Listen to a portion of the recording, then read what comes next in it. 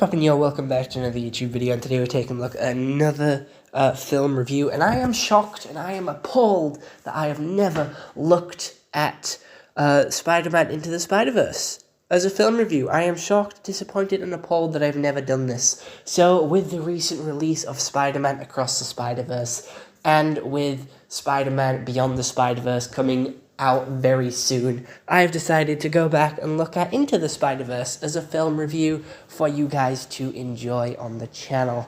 Again, I love Spider-Man. He's one of my favorite Marvel characters, and he's just so funny, witty, creative, and I love all the Spider-Man movies. I like some more than others, and I have favorites, and so on and so forth. But Spider-Punk has always been my favorite Spider-Man.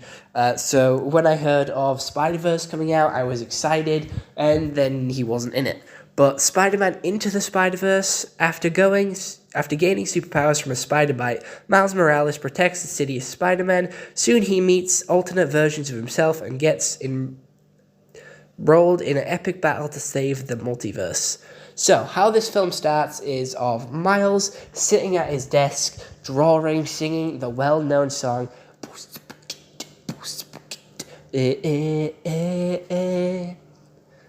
ooh, ooh, ooh.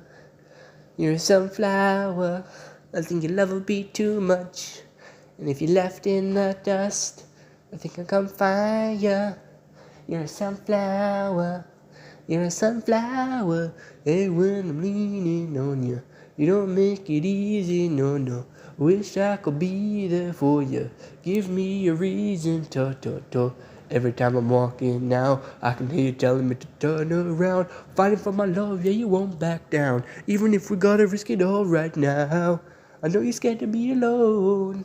I bet you're wondering how long that would go on for. No, I'm going to end it there. I do apologize for my little singing outburst. I seem to do them more and more nowadays. But how the film starts is Miles is drawing. He then goes to school, and he doesn't like his school. He doesn't want to go. He's recently changed schools to this more posh.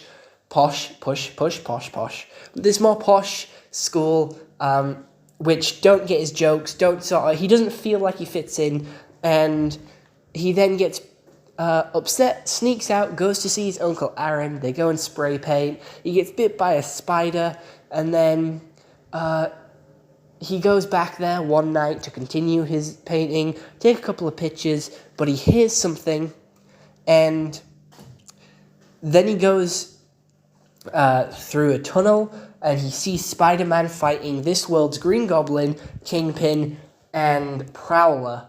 And Spider-Man ends up getting killed, which leaves Miles, but he gives Miles the goober, or the USB stick, to run and take out.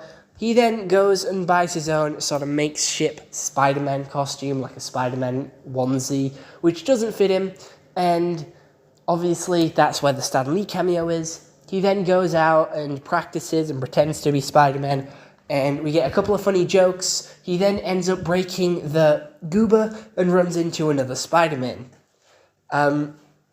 He then knocks out this Spider-Man and kidnaps him and takes him to Uncle Aaron's house, tying him up to a punching bag, and then getting information out of him, taking him to a burger stand. They then go to Kingpin's lab to get the computer and make another goober, and they do that. They manage to steal the computer. This is where they see Gwen Stacy and throw a bagel at someone, which is quite a funny joke.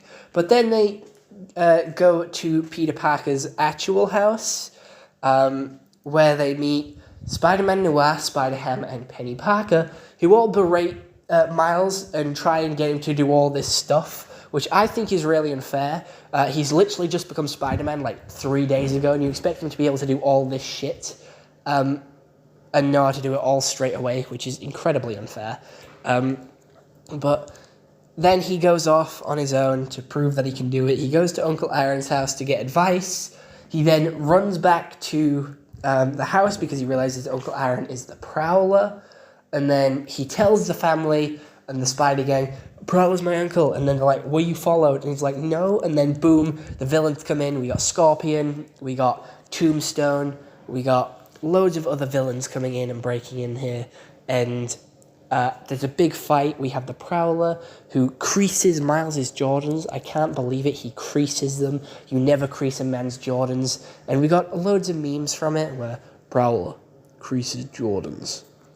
But then we have Kingpin shooting Uncle Aaron because of him not killing Miles. So Miles takes him and puts him in an alleyway, leaves him there. When his uncle finds him and sees that when his dad finds him and sees that his uncle's dead, he then goes off to his room and he's ready to take on Kingpin.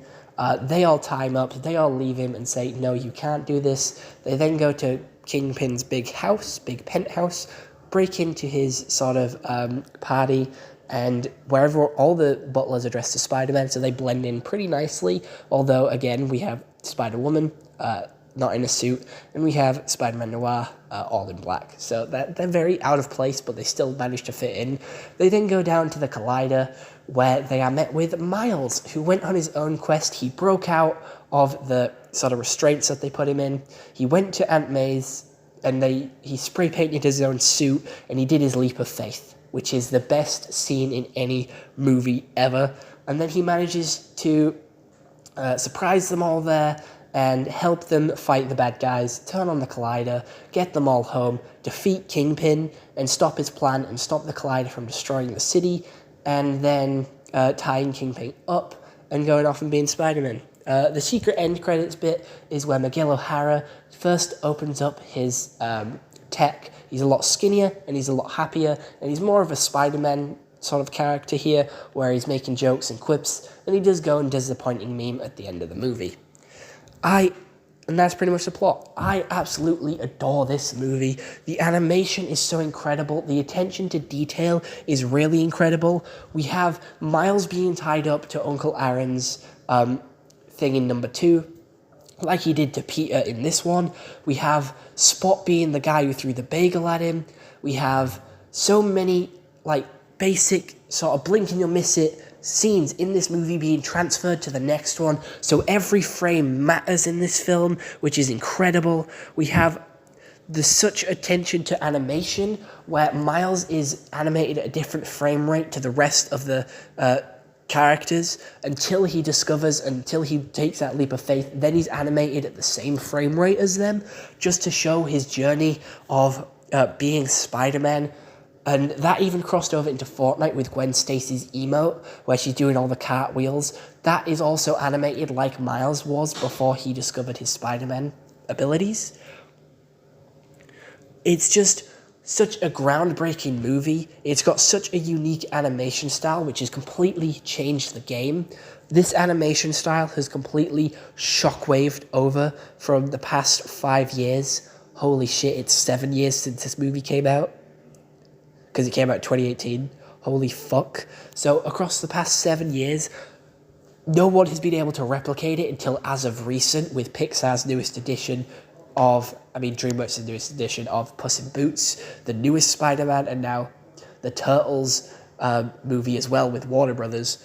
So it's only just now managing to replicate this new movie, which I think is insane. I'm going to take off 2 years due to COVID, but from the past 5 years, no one has been able to replicate this kind of sort of art style, and it is the new animation going forward. If you want a film to do well, animate it like this, and that's what we're going to see more of. And I absolutely adore this animation style. It is so detailed, with the 2D and 3D being merged together like this. It's so unique, and no one really has a name for this animation style. It's just the Spider-Verse animation style, because that's how it first arrived. It's so colourful and vibrant, and it's nice use of sort of dots and shapes in the background and colours to sort of make moods, and the eyes moving as well, which was introduced with Tom Holland's Spider-Man, and actually Spider-Man in the comics. But into movie version, just seeing how expressive the characters are with body language, and seeing how expressive they are with suits as well, and character designs, because Spider-Man, or Miles here, had a Spider-Man suit that didn't fit him until he became Spider-Man and learned how to use his powers, had that leap of faith. That is when he got his own suit. That's when he got a suit that fit him and showed his ability, because he was wearing the original Spider-Man outfit, And now he's made his own outfit, putting his own name to Spider-Man, putting his own twist on Spider-Man, making Spider-Man his own personality, and making himself into Spider-Man, making Spider-Man fit his shoe. And it's just such a cool movie. It's got so many good messages, and it's very interesting because it's our first movie which is based around Miles instead of Peter. And it does look at so many different versions of Spider-Man, like Penny Parker, Spider-Ham, and Spider-Gwen, which aren't Peter-based Spider-People. There is so much detail in every frame that it looks like a real city. The city looks alive and feels alive, whereas in some animated movies, the backgrounds look boring, look basic, look lifeless. But here, everything is insane. It gave us a plethora of backgrounds and backdrops to use as wallpapers for our phones and laptops and computers. Just from that leap of faith scene alone, the music fits the movie so well. Like most movies, nowadays, we just have pop songs being thrown in for the sake of pop songs and for the sake of like culture and to try and get some references and to try and get some people watching solely for the songs. But with Spider-Verse, the songs were created for the movie and they fit the movie's vibe so well. When they're introduced, it feels natural and it's not out of place and it helps the story progress. And I can't praise this film enough. This is a 10 out of 10 film. I'm saying it now. This movie is 10 out of 10 in my books. Got a straight 10 out of 10. Epic characters, and especially with having 6 characters here, there is a lot to juggle, and they all get their right amount of screen time. They all get a decent amount of lines, and they all have their own part to play in the final battle. I know Spider-Ham, Penny Parker, and Spider-Man Noir didn't get introduced till later on down the line, like a decent halfway through the film, but it still had an impact and they were still important and they were still utilized to the best of their ability. We also have a lot of memes coming from this with, I wash my hands, that's why they're wet, and them squatting, looking at each other, scratching their chins. Just so incredible memes coming from this. So it's impacted the meme world, it's impacted the world of animation, it's impacted the world of storytelling. I spoke about Spider-Verse in my video about superhero fatigue, saying that we need new, interesting stories, and this is a new story, a new take on Spider-Man, something that we haven't seen before done with the Spider-Man character in movie form. And I do believe that superheroes work a lot better in animation than they do in live action. Because you can do so much more with animation than you can with live action. You can create so much more like natural looking effects and really cool stuff. Like with anime and their live action adaptations, they never work out. And it always looks better in the anime. And that's what I'm saying here. This is so much better than any other live action superhero film we've had. And it is just incredible with the amount of details and sort of hidden Easter eggs and the nods to different things. It is perfect. We have memes or references to memes with Emo Parker, I forget what he's called, Bully Maguire, that's it. We have references to that. We have references to other Spider-Man movies, like the Tobey Maguire ones, like the Andrew Garfield ones, and it is just such... I can't praise this movie enough. It came out in 2018 and it still holds up today better than any other movie did in 2018 or before. And it is still relevant today as Spider-Verse is still continuing its trilogy. And I genuinely can't wait for the third one. And the second one is so incredible. I have it on DVD and goddamn, it is one of the best Spider-Man movies ever. And Spider-Man is just the absolute fucking GOAT. Spider-Man movies... Nothing can top Spider-Verse, if I'm being honest. They're the best 3 Spider-Man movies out there, and no other Spider-Man movie tops it. 10 out of 10, impeccable at everything. Voice actors, I know I talked about the animation a lot, but the voice actors also do so good. We have some really high-end, like top-of-the-market voice actors who did eventually get their chance at the MCU as well, with Haley Steinfeld being Kate Bishop now. But it is just an insane movie with insane visuals, insane music, insane voice actors. It is a literally definition of perfection.